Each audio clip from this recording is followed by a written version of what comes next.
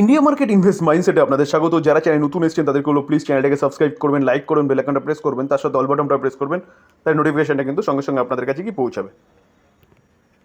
এখন কিন্তু আমরা রিনিউয়েবল সেক্টরের একটা দিগ্গজ কোম্পানি, সেই কোম্পানির ব্রেকিং নিউজ নিয়ে আলোচনা করতে চলেছি। দেখুন, কোম্পানিটা শুধু রিনিউয়েবল সেক্টরে যে কাজ করছে সেরকম নয়, কোম্পানিটা আগেও বিজনেস করতো পাওয়ার সেগমেন্টে। এখন কিন্তু কোম্পানিটা রিনিউয়েবল সেগমেন্টে বিজনেস করছে, ইভেন শুধু করছে না, ভালো করছে।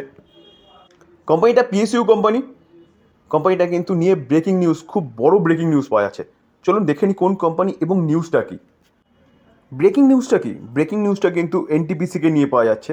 এনটিপিসি গ্রিন যে কোম্পানিটা রয়েছে সেটা কিন্তু এনটিপিসির সাবসিডারি, এটা গ্রিন এনার্জি নিয়ে কাজ করছে। তারা কিন্তু শর্ট লিস্ট করেছে 4i ব্যাংক। কিসের জন্যে? 10,000 করোড় আইপিও। তাহলে বোঝা যাচ্ছে যে খবরটা কিন্তু আগে আমরা রিপোর্টের মাধ্যমে পাচ্ছিলাম, সেই খবরটা কিন্তু অনেকটা এগিয়ে গেছে বলতে পারেন। কীরকম? যে এনটিপিসি গ্রিন নামে যে কোম্পানিটা এনটিপিসির আন্ডারে রয়েছে, সেই কোম্পানিটা কিন্তু আইপিও আনতে চলেছে কত? 10,000 করোড়। তার জন্য কিন্তু 4টে আই ব্যাংকে তারা শর্টলিস্ট করেছে। কিসের জন্য? এই ফান্ডটাকে ম্যানেজ করার জন্য। দেখুন, এই আর্টিকেল দেখলে দেখতে পারবেন যে এনটিপিসি গ্রিন এনার্জি যেটা কোম্পানিটা, যেটা কিন্তু পুরোপুরি হোললি ওনেড সাবসিডিয়ারি কার এনটিপিসির, যেটা শর্টলিস্ট করেছে 4টে ইনভেস্টমেন্ট ব্যাংকে টু ম্যানেজ ইটস 10,000 করোড় কি public offering, initial public offering, অর্থাৎ আইপিওর থেকে যে টাকাটা তারা তুলতে চলেছে। তাহলে এর থেকে বোঝা যাচ্ছে কিন্তু এনটিপিসি গ্রিন এই কোম্পানিটা মার্কেটে আসতে চলেছে আইপিও হিসেবে, যেটা কিন্তু মার্কেট থেকে 10,000 করোড় আইপিও আনতে চলেছে। দেখুন, এই যে খবরটা, সেটা কবেকার খবর? আজকের খবর, 11ই এপ্রিল 2024-এর। সেটা কিন্তু পাওয়া যাচ্ছে কটায়? 1:29 PM। দেখুন, the IPO process will be used by the company to fund ongoing and future solar energy, green hydrogen and green ammonia capex plan. তাহলে বোঝা গেল যে এই যে কোম্পানিটার আইপিও এনে যে ফান্ডটাকে তোলা হবে মার্কেট থেকে, সেই ফান্ডটা কিন্তু রিনিউয়েবল এনার্জির জন্য ইউজ করা হবে, যেখানে কিন্তু সোলার এনার্জি বলুন, গ্রিন হাইড্রোজেন বলুন, গ্রিন অ্যামোনিয়ার ক্ষেত্রেও কিন্তু ইউজ করা হবে। দেখুন, এই আর্টিকেল দেখলে দেখতে পারবেন email send to parent company NTPC. NTPC হচ্ছে প্যারেন্ট কোম্পানি। তারা ইমেল সেন্ড করেছে কাকে? আইডিবিআই ক্যাপিটাল, নোভামা, আইআইএফএল এবং এইচডিএফসি ব্যাংকে। দেখুন, এই আর্টিকেল দেখলে দেখা যাবে যে in an interview with CNBC TV18 on February 27, অর্থাৎ 27 তারিখে, ফেব্রুয়ারি 27 তারিখে, কিসের? এনটিপিসি গ্রিন এনার্জির যে সিইও মোহিতজি সেড, কি বলছে? The company aim to go to the market with an IPO in FY25। তাহলে FY25-এর মধ্যে কিন্তু এনটিপিসি গ্রিন এনার্জি এই কোম্পানির কিন্তু আইপিও আসতে চলেছে, যেইটাকে নিয়ে কিন্তু এনটিপিসি অনেক দূর এগিয়ে গেছে।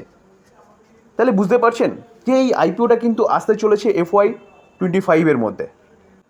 দেখুন, ভার্গব স্যারের মধ্যে কিন্তু বলছে কি, that NTPC green is working on a pipeline in just under 25 থেকে 26 গিগাওয়াট, যেটা নিয়ে কিন্তু কাজ করবে, which about 8 gigawatt it under construction কিন্তু 8 গিগাওয়াট।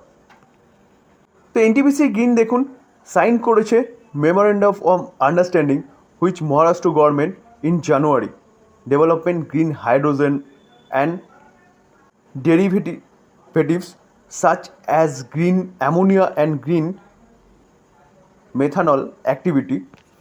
অর্থাৎ কোম্পানি কিন্তু গ্রিন হাইড্রোজেন থেকে বলুন, গ্রিন অ্যামোনিয়া থেকে বলুন, গ্রিন মিথানল থেকে বলুন, কি করতে চলেছে? এনার্জি তৈরি করার প্রক্রিয়াকরণ চালাচ্ছে, যার জন্য কোম্পানিটা কিন্তু ইনভেস্টমেন্ট করতে চলেছে কত? 80,000 করোড়। তাহলে বোঝা গেল এনটিপিসি গ্রিন এনার্জি, যেই কোম্পানিটা এনার্জি সেগমেন্টে অলরেডি কাজ শুরু করে দিয়েছে, গ্রিন এনার্জি সেগমেন্টে বা রিনিউয়েবল এনার্জি সেগমেন্টে, শুধু কাজ শুরু করেছে না, কাজ ভালো মতন করছে, সেই কোম্পানিটা তার আইপিও নিয়ে আসতে চলেছে। 10,000 করোড় হচ্ছে মার্কেট থেকে তুলবে। অলরেডি কিন্তু কোম্পানি সিও জানিয়ে দিয়েছে FY25-এর মধ্যে সে আইপিওটা আসতে চলেছে। তাহলে আইপিওটা আসলে যে টাকাটা কোম্পানিটা আইপিও থেকে তুলবে, সেই টাকাটাও কিন্তু কোম্পানিটা গ্রিন এনার্জি সেগমেন্টে লাগাতে চলেছে। তাহলে বুঝতে পারছেন তো, গভর্নমেন্ট লক্ষ্যমাত্রা নিয়ে চলছে রিনিউয়েবল সেক্টরকে ডেভেলপমেন্ট করার। এই কোম্পানিটাও সেই দিকেই কিন্তু এগোচ্ছে। তো এনটিপিসি কোম্পানিটা কিন্তু অনেক ভালো করবে ভালো করবে মিন্স কোম্পানি ভালো করলে কোম্পানির রেভিনিউ প্রফিটেবিলিটি বাড়বে, তো তার পাশাপাশি কিন্তু এই কোম্পানির শেয়ার হোল্ডারদেরও কিন্তু ওয়েলথ ক্রিয়েট হবে। তো স্যার এই যে কোম্পানিটা এনটিপিসি, এই কোম্পানিটা কিন্তু আপনি রাডারে রাখতে পারেন। দেখুন কোম্পানিটার আগে বিজনেস কী ছিল, পাওয়ার জেনারেশন, ট্রান্সমিশন, ডিস্ট্রিবিউশন, যেখানে কোম্পানির বিজনেসের কোনো দম ছিল না। প্রতি কটা পাওয়ার সেগমেন্টের কোম্পানির বিজনেসের কোনো দম ছিল না পুরোনো মডেলের বিজনেসের ক্ষেত্রে বলছি কিন্তু। তাছাড়া এটা ছিল পিএসইউ কোম্পানি, তো সেই জায়গায় দাঁড়িয়ে তো আরও দম ছিল না বলতে পারেন। যার জন্য আমরা যদি কোম্পানিটার ম্যাক্সিমাম চার্ট প্যাটার্ন দেখি, তাহলে ম্যাক্সিমাম চার্ট প্যাটার্ন দেখলে দেখা যাবে কোম্পানিটা কিন্তু লেফট থেকে রাইটে কন্টিনিউয়াসলি নিচেই নামছিল। এখন কোম্পানিটা 2020 পর থেকে উপরে উঠেছে। কেন উঠেছে? কারণ কোম্পানিটার বিজনেস কিন্তু পুরোপুরি চেঞ্জ হয়ে গেছে। কোম্পানি পুরনো যা বিজনেস করছিল তার সাথে কিন্তু কোম্পানিটা রিনিউয়েবল সেক্টরেও কাজ শুরু করেছে। তো এই কোম্পানিটা কিন্তু যে সাবসিডারি রয়েছে রিনিউয়েবল গ্রিন এনার্জি, তারা পুরোপুরি কিন্তু গ্রিন এনার্জি নিয়ে কাজ করছে। আইপিও আসতে চলেছে, যে আইপিওটা আসলে পরে কিন্তু সবচেয়ে বেশি লাভ কার হবে? এনটিপিসির লাভ হবে। কারণ কি, এনটিপিসির সাবসিডিয়ারি কোম্পানি, আর যে টাকাটা আসবে সেই টাকাটাও কিন্তু রিনিউয়েবল সেক্টরেই খরচা করা হবে। তাহলে এই যে কোম্পানিটা 362তে চলছে না, এই কোম্পানিটা কিন্তু এখানে থাকবে না স্যার। কারণ কোম্পানিটা যেভাবে বিজনেস করছে, যে এগ্রেসিভলি বিজনেস করছে, তো সেই জায়গায় দাঁড়িয়ে কিন্তু এই কোম্পানিটা বাই করার সুবর্ণ সুযোগ হচ্ছে এইটাই।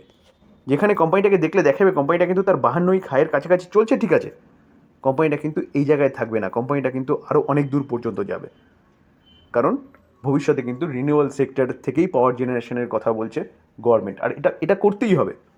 এই গভর্নমেন্ট থাকুক কি অন্য কোনো গভর্নমেন্ট আসুক, কারণ যেভাবে পলিউশন হচ্ছে, যেভাবে পরিবেশ দূষণ হচ্ছে, তো সেই জায়গায় দাঁড়িয়ে গ্রিন এনার্জি থেকে পাওয়ার জেনারেশন করা ছাড়া আর কোনো বিকল্প উপায় থাকবে না। কারণ কি, দিনের দিন কিন্তু ইলেকট্রিসিটির ডিমান্ড বাড়ছে।